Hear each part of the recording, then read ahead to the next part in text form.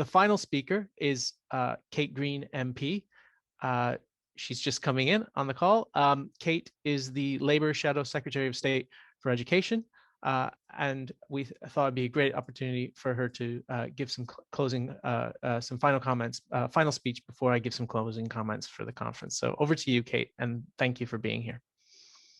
Well, thank you ever so much, Omar. It's a huge pleasure to join you, and I'm just very sorry to have missed so much of what I know will have been a really fascinating day of ideas and discussion, and a day that couldn't really be more timely as we grapple with a pandemic that's upset so many of our certainties and orthodoxies, and which is really requiring radical new thinking right across the education sector, and particularly in higher education, where I think we would perhaps have been thinking about some of these things anyway, but they've been brought massively into focus by the pandemic. I think of things like the challenges of funding, of widening access to higher education, of unequal learning experiences and disruption to learning during the pandemic, the role of tech in higher education, and graduate job opportunities as a few examples. And all of those areas will require new and bold and sustained and imaginative policy effort. And I was pleased to hear that this morning when you had Michelle Donnellan speaking to you, that she recognised the importance of evidence and developing policy solutions to meet these and other challenges, because I have to say it's regrettable that evidence hasn't always underpinned the government's approach to policy making in relation to higher education. Sometimes it can seem that it's been more reliant on its prejudices rather than on evidence. So, for example, forcing through a free speech policy on campus to address a problem that evidence, for example, from the Joint Committee on Human Rights makes clear exists in only a handful of cases. Or, as we saw yesterday in Parliament from the Minister for Women and Equalities, a real and regrettable determination to double down on the discredited aspects of the report of the Commission on Race and Ethnic Disparities. I've read that report very carefully, and especially carefully, and more than once, the chapter on education. And I have to say that I am sorry that it comes over to me overall as shallow, tendentious, and intellectually lazy. And that is such a missed opportunity. So I really despair of a failure to attend to the importance of rigorous evidence in underpinning policy making.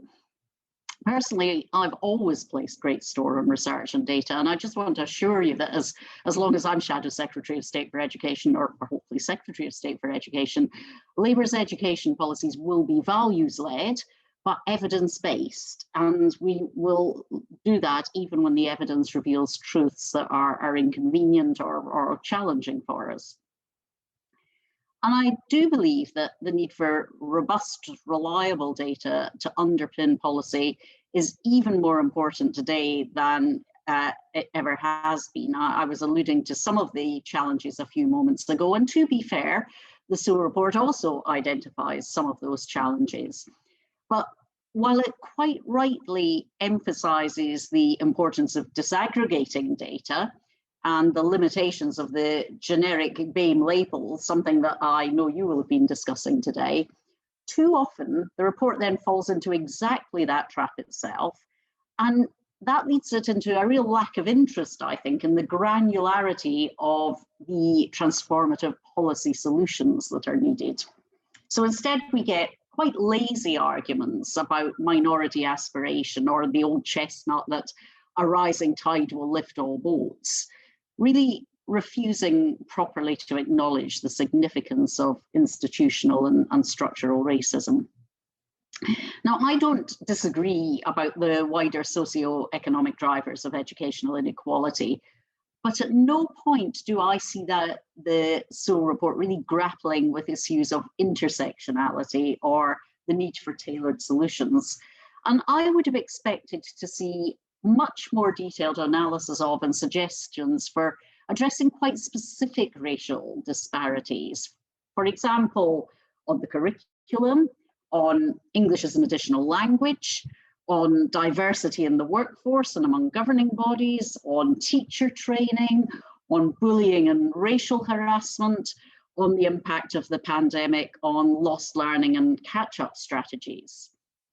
I'd have liked to have seen a more thoughtful analysis of why Black boys and Pakistani girls from higher socioeconomic groups underachieve, not simply pointing to underachievement among white working class boys to call into question concerns about structural or institutional racism. And by the way, we have known about white working class boys' underachievement for quite a few years now. So we really have to ask why action hasn't been taken before now.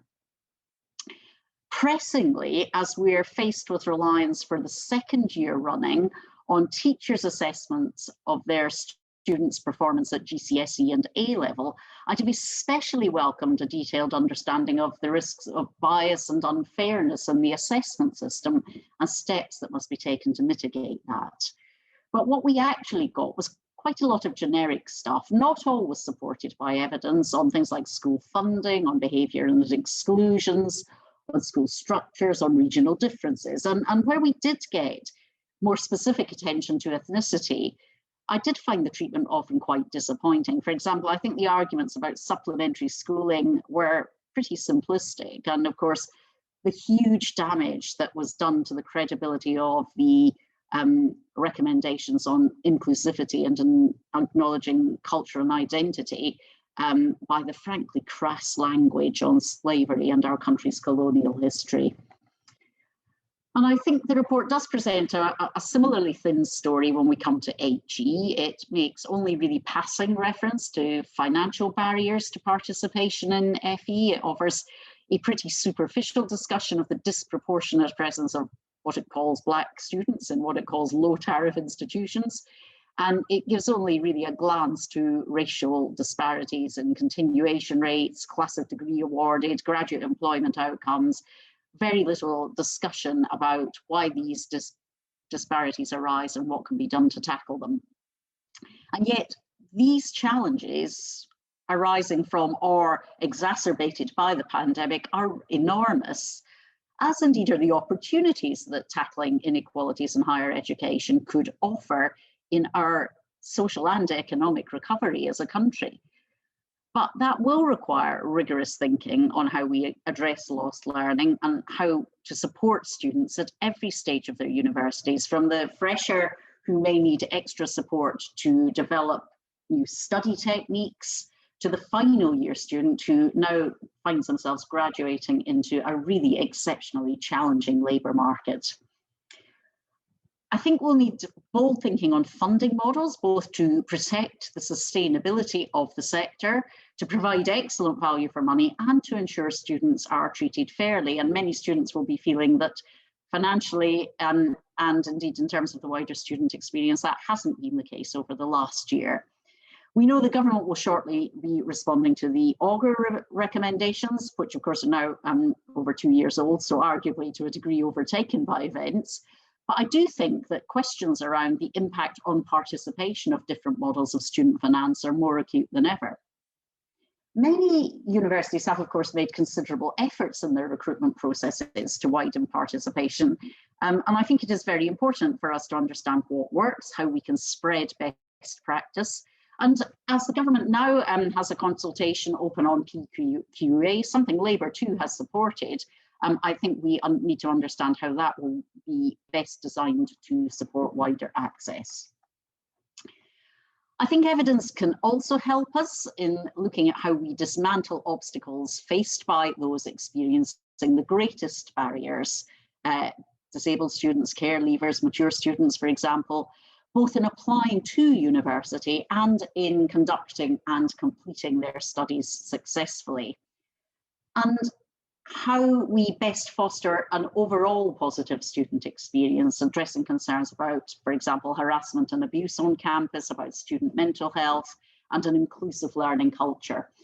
So, Omar, these are some of the current preoccupations of the Labour education team, as I say, very much shaped by the impact of the pandemic and the way in which we think about a successful recovery from it. And as I say, I believe that understanding and grappling with the complexity of the evidence and data will be essential to developing detailed and effective policy solutions. I believe, Labour believes, that everyone who would like to and can benefit from a university education should have the chance to do so. I believe that's in the interests of individuals. I believe it's in the interest of our country. And I really would welcome the opportunity to work closely with the research community in designing policies that can help us to deliver on those ambitions. So thank you very much for inviting me to join you today, and I very much look forward to the opportunity of continuing to work with you. Thank you, Kate. That's a very warm words, and a very wide-ranging but informed brief of the extent of inequalities in higher education and how they're both impacted by wider social inequalities, the current pandemic, and of course how those inequalities in higher education themselves produce wider inequalities. So it's great to hear the Labour approach to evidence and to tackling those inequalities in higher education and more widely in the economy. I'm now going to wrap up because I know we've had quite a lot of people on for the whole day. I want to thank Kate again, Kate Green, MP, Shadow Secretary of State, Labour Shadow Secretary of State. And I also want to thank, of course, the Minister, Michelle Donnellan, the Minister for Higher Education. As you see from the start and the end, those two speeches bookending the day, we've got, I think, some political consensus that the inequalities that I described in my opening speech and that we've heard about across the day are varied, but there is a consensus that these are things that need tackling. I want to thank all the speakers today. There were quite a few of them, and all the panelists and all the chairs for making it run so smoothly. It isn't always easy online, and I think we had a really excellent set of conversations, and the technology wasn't a barrier to our conversations. I thought all the chairs did a great job also of trying to engage the Q&A. I want to also remind you that this is recorded, so we'll have an opportunity to listen back if you want to, or to share some or all of the day with colleagues. A really important point, though, for me to get across is that tomorrow is our second day, and we have a number of parallel sessions that will help you understand better the techniques and methods that TASO are employing, but that are also being used more widely in the sector to try to understand the evidence on inequalities in higher education and on evaluating interventions to tackle those inequalities. So please do look at our website if you haven't already. Make sure that you register for each parallel session separately, because the sessions are running concurrently, with the exception of the first speech by our Deputy Director, Eliza Cosman, on causation and correlation. You also heard that we launched our first report, sorry, not our first report, a report today on mature learners. Please look at that on our website and for other materials, including our toolkit. Please do continue to engage and continue the conversation on social media this evening, as well as tomorrow, if you're able to participate. As a reminder, the hashtag is TASO 2021. Please also consider joining our mailing list. Our newsletter has all of the information about our activities, including our reports and future conferences. I also want to thank my colleagues, especially Zoe and Blessing, who helped to organize today, as well as, of course, all of Eliza and my other colleagues tomorrow, who will be giving presentations. Without my colleagues' support, without the research they're doing, without the support they're giving to our research partners, none of our activities could take place. And it's been a really difficult time spinning out during COVID and and it not being in person. And so I really want to thank them for making today such a success. Finally, I want to thank all of you, all the participants who stayed throughout the day. Your contributions have been great in the Q&A. Hopefully next year we'll be in person so that you can have more face-to-face interaction. But I think given the constraints of this, of being online, of being on Zoom, we've had a really great conversation, and I hope you'll agree. And I hope you continue to engage with TASO. I hope to see you tomorrow, or if not, to continue to engage in our work so that we can better tackle inequalities in higher education.